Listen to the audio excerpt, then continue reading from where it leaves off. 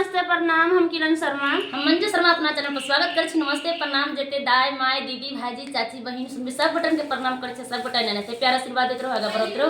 अहाँ सबके प्यार आशीर्वाद नहीं कम हेते तो हम सब नहीं कखनो भूलबे।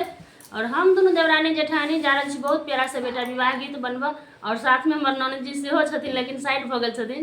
और अहाँ सब जरूर ए गीत के पूरा लास्ट तक सुनब और कमेंट करब। किरण के देखे छी ललका साड़ी कते लाइट मारी है, जान मारे ले हमर लाल चुनरी।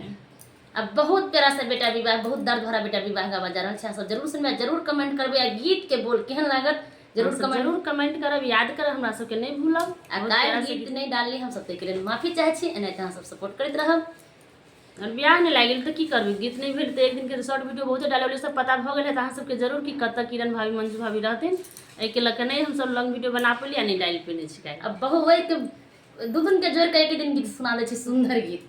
वही जरा दोनों गीत काल्हो के बकरा आइए पर कमेंट करो सब आदमी। गरीब